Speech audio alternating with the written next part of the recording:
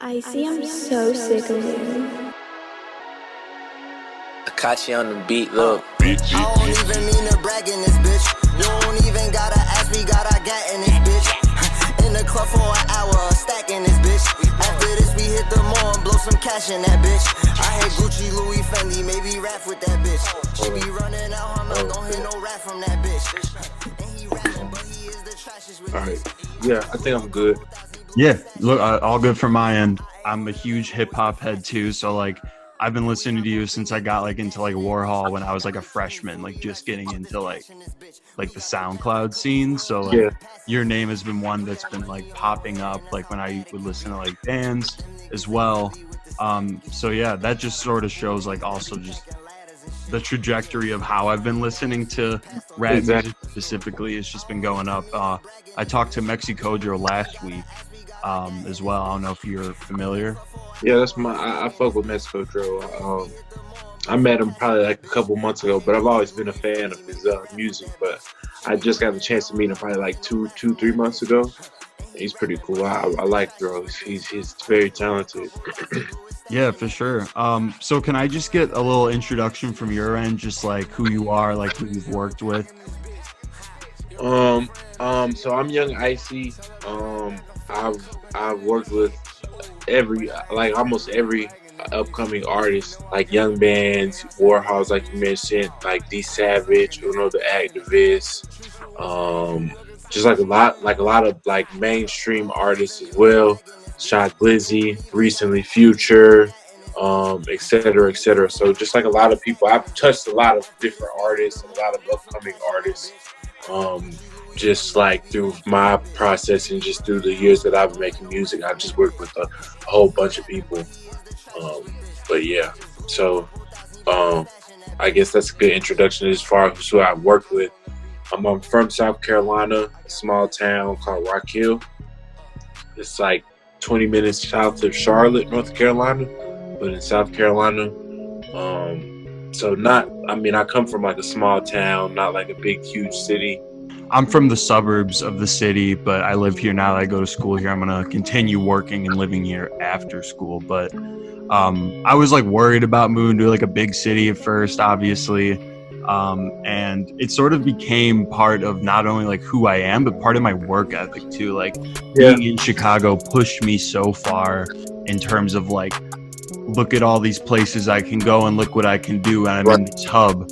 So like, does being from a small town and being from where you're from South Carolina, like what does that contribute to like how you work, like your work ethic, your sound?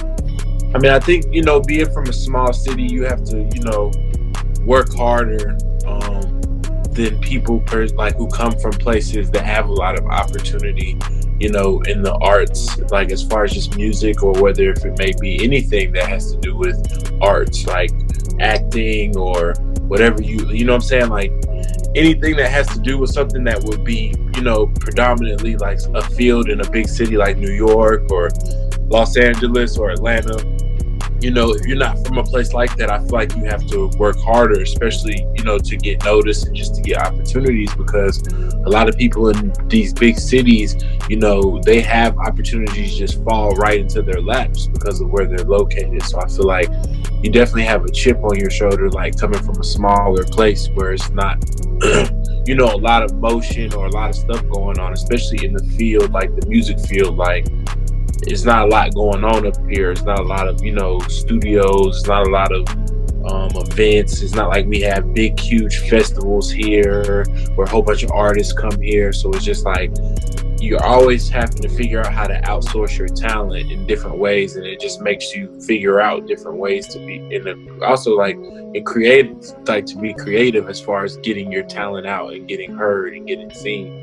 Or to be like the first person to, do something big, and especially like in music, for real, it's like it definitely gives you like a push to be great and do great things, because if a lot of like I say, if you come from a big city, 9 times out of 10, if you make music or if you're into like the acting or whatever it may be you're into, there's somebody that has done that already or done got a plaque already or done did everything that's theirs to be done. Yeah, for sure. And like that comparisons thing you were talking about there, where it's like so easy to like look at somebody when you're in a small town, look at somebody in the city and say, look at all the resources they have. But what that makes you do is build your mentality to, okay, I need an outlet for resourcefulness. And clearly that's something that you found over time.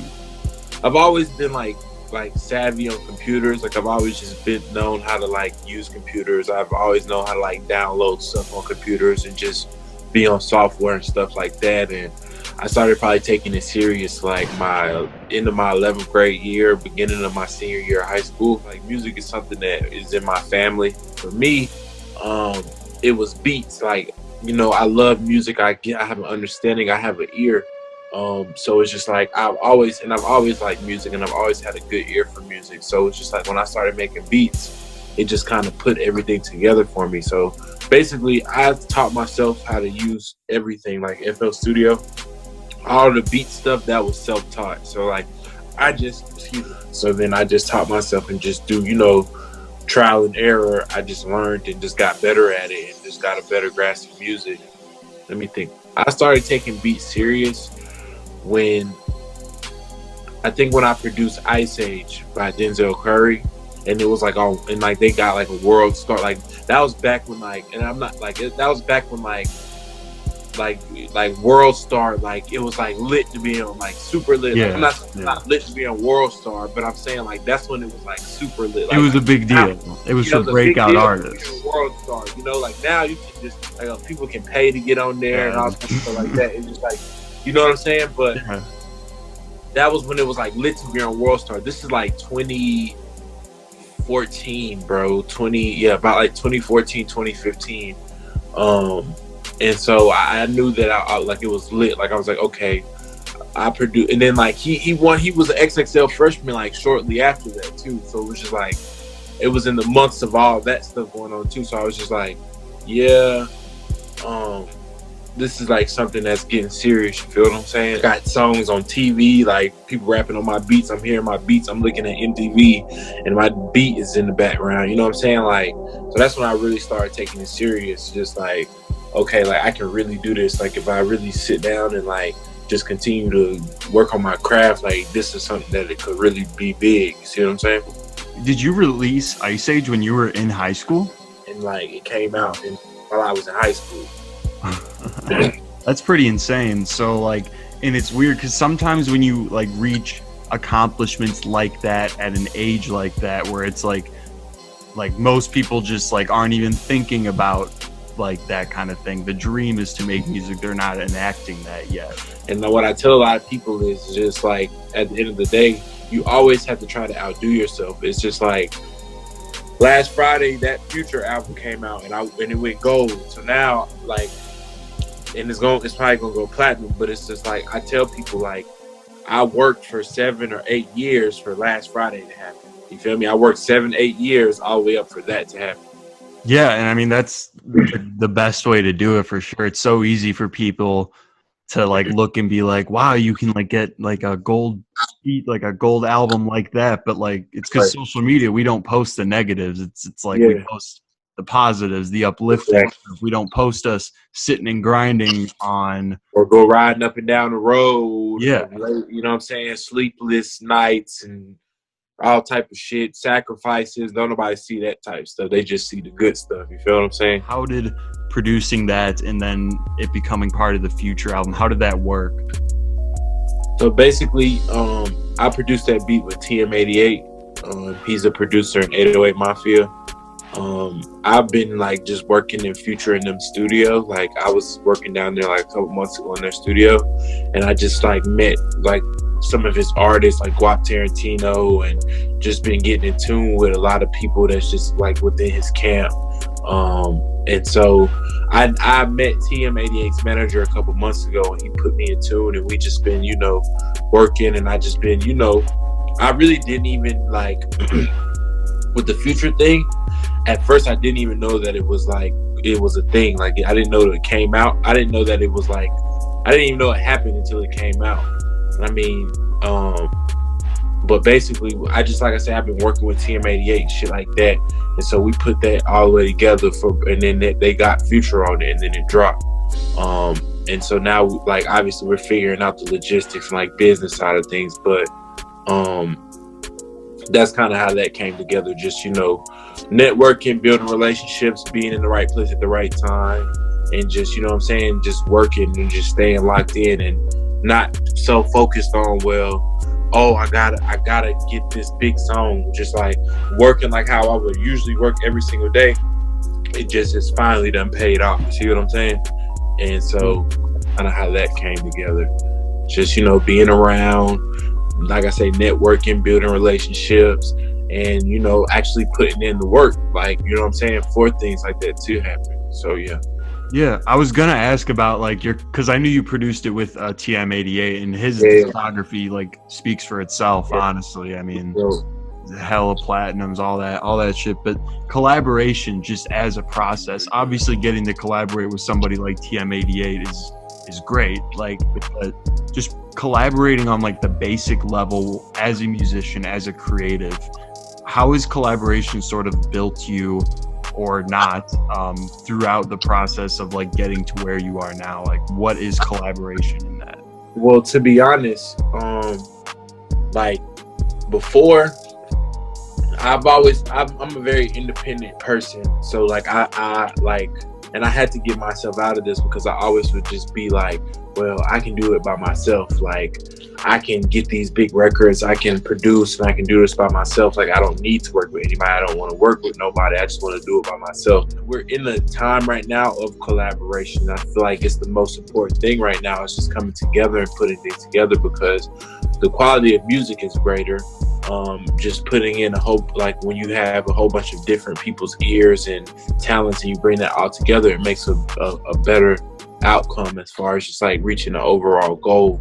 And it's just very important, and I just had to get out of thinking that I could do it all by myself. And like collaboration is something that like I obviously like doing as like the host of a podcast, radio shows. Like, it's just inherently a part of what I do every day.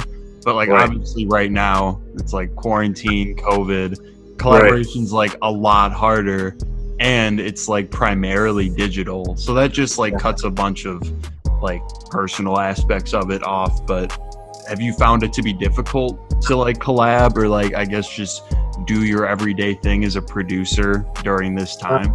It's not difficult to collab because we be on computers, so you can just send files back and forth. It's not like something where you have to be in the same room as a person to make music. Like, I done collab with people who live in Europe, but I'm in South Carolina, you see what I'm saying, or whole different country. So it's like, it's not hard to collab, just like when you're making beats. I also know you produced the Lucki track Faith the other week. I'm a big Lucki fan as well, so that was dope to see. Lucki's I done met Lucki plenty of times. We done hung out, like, even just in like not a music environment, just like been chilling before, you feel what I'm saying? So it's just like we done got to know each other and like built a relationship that we bros. So it's like the music side of it is just we make greater music. Now, I wasn't there when we made Faith.